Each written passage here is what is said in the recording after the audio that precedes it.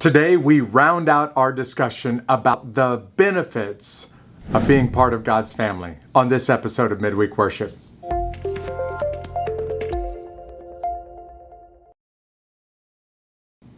Thank you for joining me. I hope the last couple of weeks have been encouraging for you. We're going to round this whole conversation out this week, but maybe you've just stumbled across this broadcast. If so, in the notes, you'll get some description of what we're going to talk about today. It'll tell you the scriptures that we're going to look at and an idea of our topic. But you might also notice that there is a link to a YouTube video. You might be already watching this on YouTube and saying, why do you have another link to another YouTube video on a YouTube video? It's like the movie Inception, right? Well, maybe you don't know anything about us, have no idea who we are, where we are, what we stand for. We believe we owe it to you to tell you about our beliefs, and we've done that in a very short, succinct video. You can check it out right after this broadcast is over with. Just check out that link. It'll only take you a few moments. We have tried to describe over the past several weeks the benefit of being a member of God's church. Now I'm going to say it again. Like I've said it almost every week for the last 2 months, by the word church, I don't mean red bricks and a white steeple and a building. I am referring to the global church, the family of God. By membership in the church, I don't mean your name on the rolls of a church roster, although there's nothing wrong with that. That's just not what I'm talking about today. I'm talking about being adopted by the God of the universe into his family. And part of that adoption is going through new birth. Just like a baby becomes part of a family by going through birth, well, men and women become part of the family of God by going through new birth or a second birth.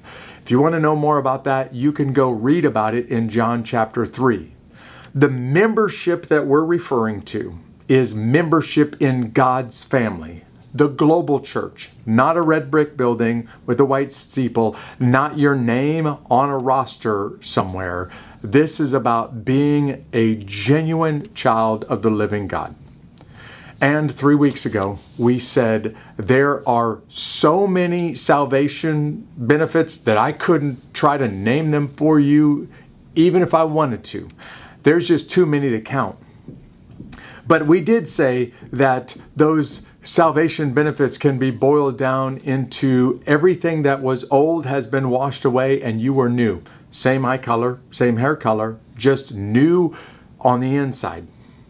2 weeks ago, we talked about the spiritual benefits. Lots and lots of these, far more than I can count or name them for you as well. But the big spiritual benefits here can be categorized as God is now living in you. You are part of his family and you don't have to go through life alone anymore. He now walks with you. He goes with you. And last week, I just wanted to be very practical. Last week, I stepped way out on a limb and put myself out there at risk. Because last week, I did something that almost no pastors or theologians do. I just wanted to say it means something right now. It matters significantly today. Not just after you die that you're a child of God. It's not just what's waiting for you in eternity that's a big deal. It's what happens to you immediately that's a big deal as well. And I described that for you last week. I'm not going to go back over last week's episode, but if you want to watch it, go check it out. Today, what I want to do is tell you that it doesn't just impact you today. It doesn't just impact your soul or your salvation. It doesn't just impact your spirit and what happens behind the scenes and deep in the recesses of your life. It matters in your community. It matters to the people in your neighborhood or in your city, even if you've never met them. If you look back over the course of human history, nothing has done more good for people who are not part of the program, for people that are not members. No one has done more good than men and women of faith. They've started schools, they've built hospitals. They've given food to the hungry, and they've provided clothes for the poor. They've taught language and education to people that had no language. They've even created language for people that didn't have a written language, just so that they could understand things about the faith. There's literally no way to summarize all of the good that has been done by men and women of faith for people who couldn't possibly repay them, that had nothing to give them in exchange.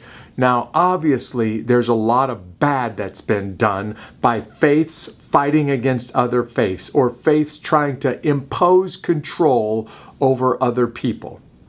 But when you just look at the amount of good, there isn't anything even close to second place to the amount of good that's been done practically in a community because of men and women of faith. This is not even, you don't even have to be told to do good. It's just something that God's people have in their hearts, because God is a good God. God does good for people, even the people that are in open rebellion against him. Jesus showed up and he ministered, cared for, healed the very people that had no relationship with him. He went after those that were running away from him. And Jesus' people are expected to do the same thing. Now, I could show you from a lot of places in the Bible where this is true. But Jesus didn't even wait to be asked. He just told people that if you want to be a child of God, if you want to call yourself a son or a daughter of the Most High God, then you should be making a difference where you live right now for people that don't share your faith, that don't follow what you believe. He says this in the Sermon on the Mount. In Matthew chapter 5, Jesus makes two analogies for people whose lives have been changed by God. He uses these two famous metaphors that have been repeated over and over again throughout the centuries. And I want you to hear again, he wasn't even asked this question. It was that important that he made sure that people heard it even before they had a chance to ask it. I'm going to show you on the screen Matthew chapter 5, verses 13 and 14. I'm going to actually ask you to memorize these two verses. They're super famous verses, and actually they're kind of saying the same thing over a second time. So you're not memorizing a whole lot of new information. You're just memorizing the opposite sides of two things in these two verses. It's going to look like a lot of words, is what I'm saying, but it's actually not. So I'm going to put Matthew chapter 5, verses 13 and 14 on the screens. I'm going to invite you to hear it, to see it, to say it, meaning that you read it out loud with me when I read it, and then would you commit it to memory this week? Here's what Matthew chapter 5, verses 13 and 14 say. You are the salt of the earth. But if salt has lost its taste, how shall its saltiness be restored? It is no longer good for anything except to be thrown out and trampled under people's feet. You are the light of the world. A city set on a hill cannot be hidden. This comes from Matthew chapter 5, verses 13 and 14.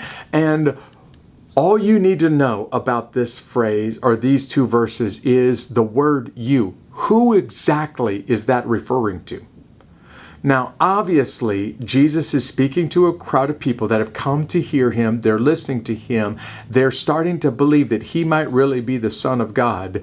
And he's describing for them what this looks like to be a follower of Jesus, to be a member of God's family. And I think it's fascinating that he describes it in terms of the difference that you make in somebody else's life. The world that he's referring to when he says light of the world, the earth that he's referring to in salt of the earth, is the people that live next door to you that don't know Jesus, don't believe what you believe, and might even be hostile to what you believe. What he's saying here is that you and I exist to impact other people in our community that don't share what we believe. And if we just sit on what we believe and do nothing with it, don't ever tell anybody else about it, don't ever make a practical difference in somebody else's life, well then you're not looking like your Father who adopted you into his family, because that's what he does. You're not living like a follower, because that's what Jesus did. And if we're following Jesus, we would do what Jesus is doing. You don't look like your Father. You don't live like a follower if you're not being salt and light. And salt and light to people that don't share what you believe, don't hold what you hold to be true. The reason why so much good has been done around the world is because this is just baked into our faith. It's part of the DNA of God. And when God puts his heart inside of us, it should be part of our heart as well. One of the great historians of the church, a guy who lived more than 100 years ago, but probably was one of the greatest history students of the church for all times, was a guy by the name of Philip Schaff. Now, Philip Schaff wrote a bunch of books about church history, and he made a statement in one of those books that I think is fascinating.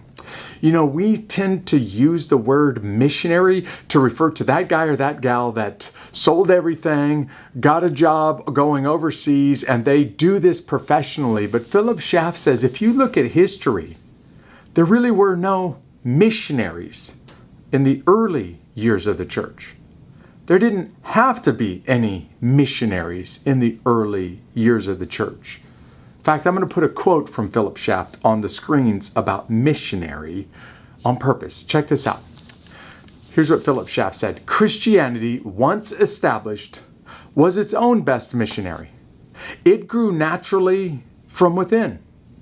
It attracted people by its very presence. What I believe Philip Schaff is saying here is that when people are salt and light, they're automatically missionaries. Should we send missionaries? Does the world need missionaries? Yes, of course we should send them. And in fact, I pray that there's more people that go be missionaries tomorrow than there ever has been in the history of the world. But what Philip Schaff is saying is that the early church didn't need that. The early church didn't need that because everybody was a missionary. It was part of being salt and light. And maybe what Philip Schaff is saying without saying these words is there something wrong with us needing missionaries today? If everybody was a missionary back in the early days of the church, is it because so many people have stopped acting like salt and light that we need quote unquote professional missionaries today? Because if everybody was a missionary everywhere they went, then maybe we wouldn't have the professional missionaries that we're talking about today, because we would have millions or maybe billions with a B of missionaries doing what a few thousand missionaries are doing around the world. I'm going to leave you with this question as we wrap up this whole series about the benefits of being a member of God's family. And the question is this: what issue or issues in your community need salt and light to fix? Jesus said, you are the salt of the earth. You are the light of the world. And salt does a few things to preserve and to protect. Light dispels darkness, and there is some stuff in your community that's dark. I don't even need to know where you live to know that there are some issues and problems in your community. And my guess is that salt and light could make a huge difference if it would just start being salt and light again and step in and make a practical difference. So I hope you're challenged by what you hear today. Thank you for joining me. I'm glad that these 4 weeks of uncomfortable lessons are over with so that we can dig in the future to how do you become part of the family of God. Thanks for joining me. I'll see you back here with a new topic next week. God bless y'all.